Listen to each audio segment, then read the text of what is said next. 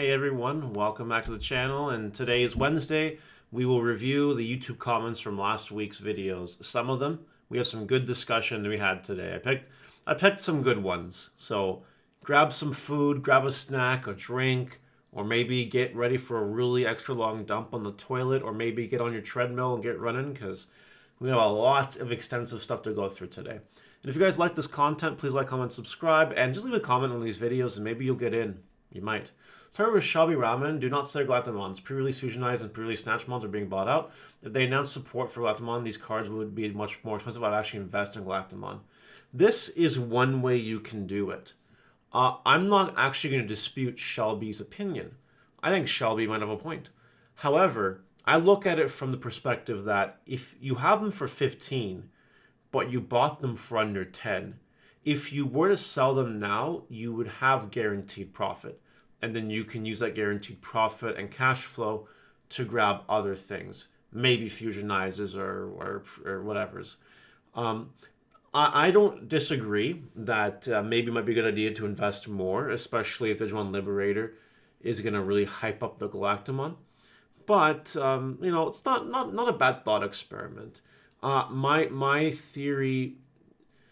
How do I want to word this? There are cards I believe in more than other cards. There are cards that I will hold on to for a very long time until I am satisfied with the price increase, because I know something can go much, much, much higher.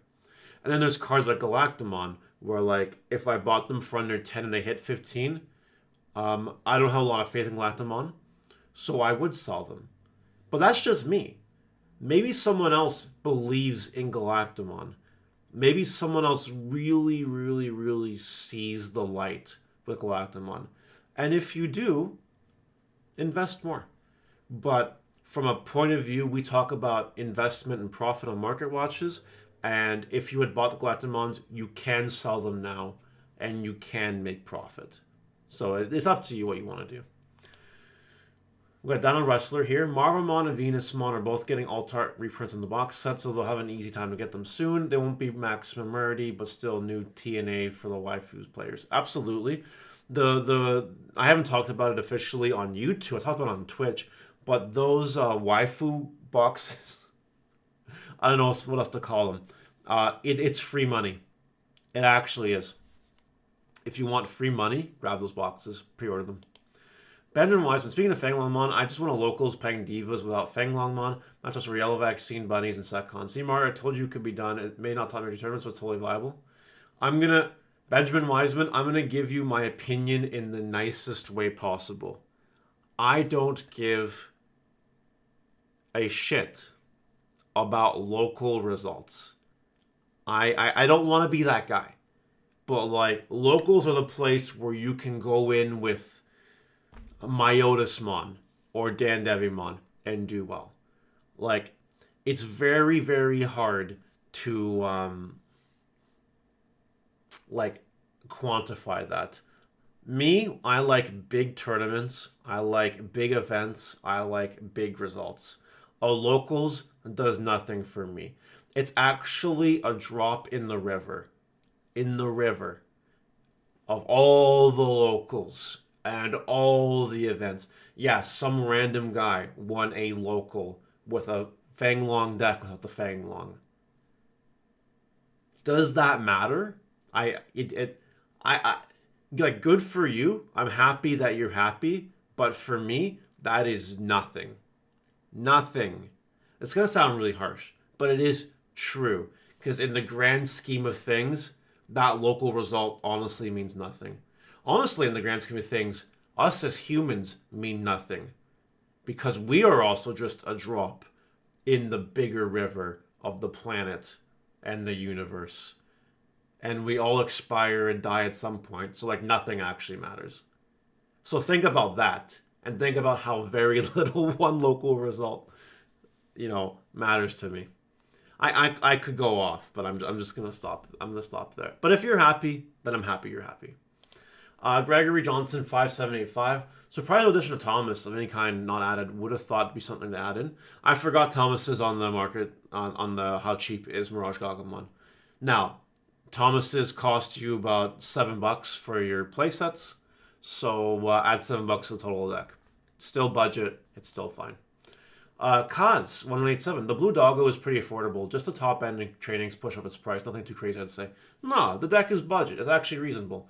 Digimon has a great thing where it's cheaper. Its barrier to entry is cheaper than most games. That is a positive it has going for it. It's nice. Double Helix reviews. You should do Yellow Vaccine next. I looked at my build the other day and it was $381, but I had a decent amount of alts in there. I don't know how I want to do Yellow Vaccine yet. Because Yellow Vaccine, like, there's so many cards you can buy for it. So I gotta think about it. I want to do Yellow Vaccine because I'm the yellow guy. I'm the yellow guy. But I don't know how I'm going to do it yet. So we will sit on it for a bit. Jeebus Sub-Zero. Mara, as per tradition, of course. Me, of course. Adam TCG, see a Mara vid notification, instantly click it. Hey brother, I appreciate your knowledge. Thank you. You're welcome. It's nice to get comments like these once in a while. Just the nice, wholesome ones, you know. Because we got a lot of trolls. And a lot of people who think they know what they're talking about. So this is nice. Christopher Garcia 6972. Didn't mention it, so I thought it was worth bringing up. The Shotmon 9x3 champ stamp is close to buyout. I think it's related to that leak. That BT18 is Cross Wars manga based. Like you mentioned, with Lesser Superior mode, support for the deck will raise the associated cards, so this might be the start. That's a good point. And if you believe in that, again, go nuts.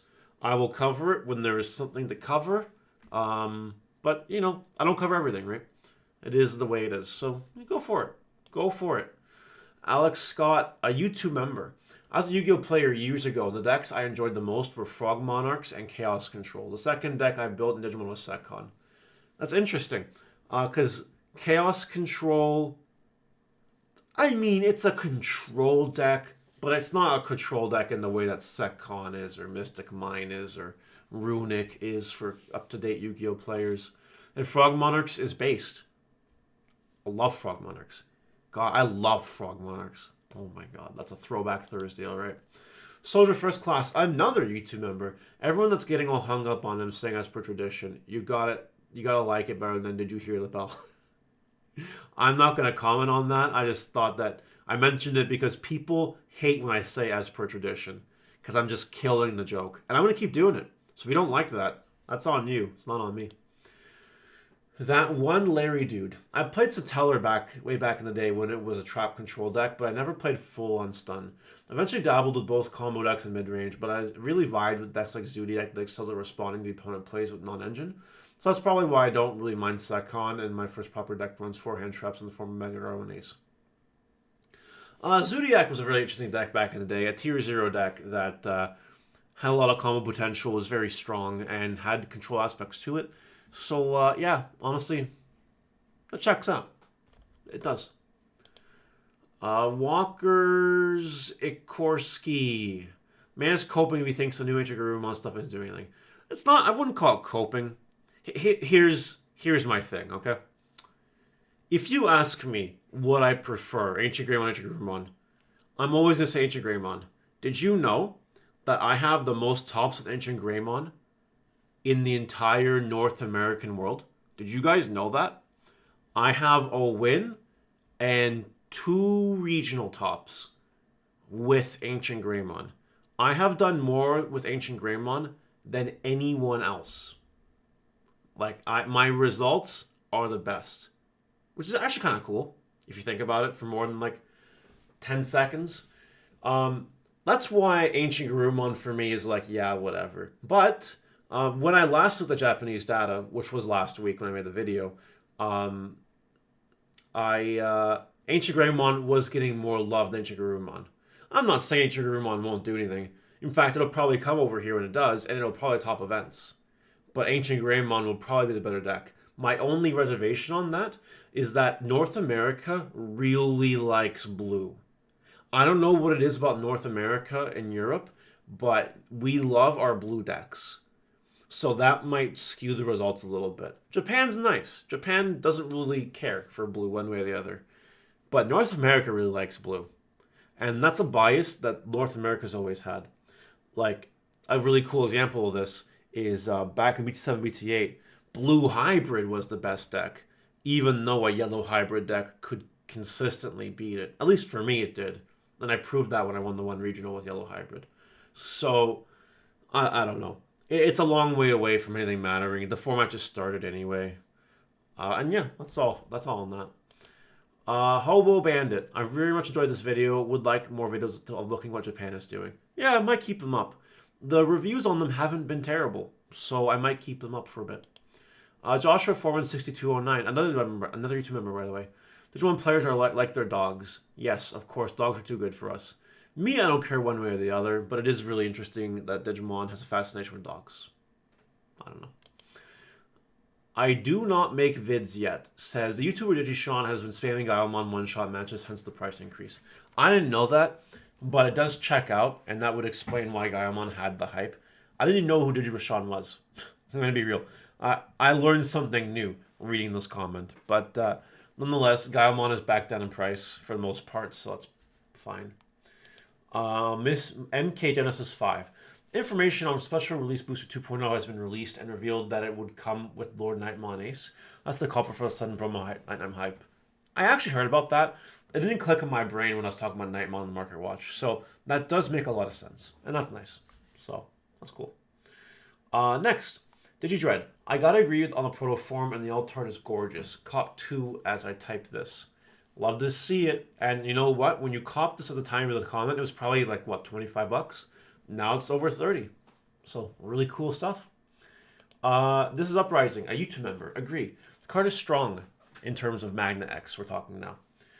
Strong cards are allowed to exist, and that's okay. Just because Magna X is good against someone's pet deck doesn't mean it's overpowered and needs to be banned.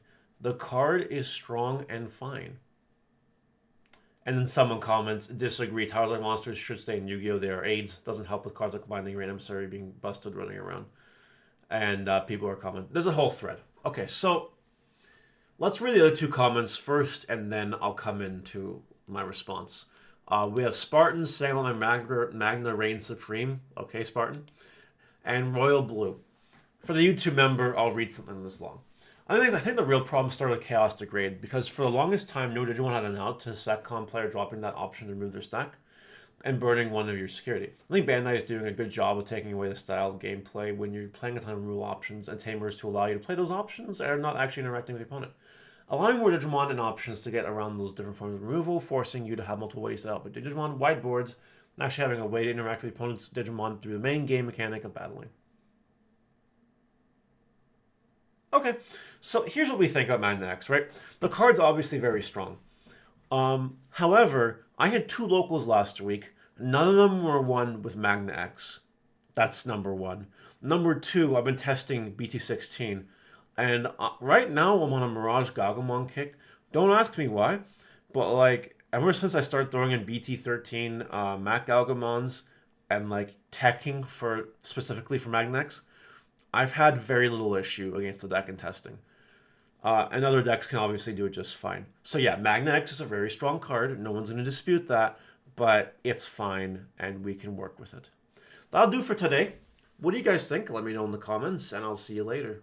Bye!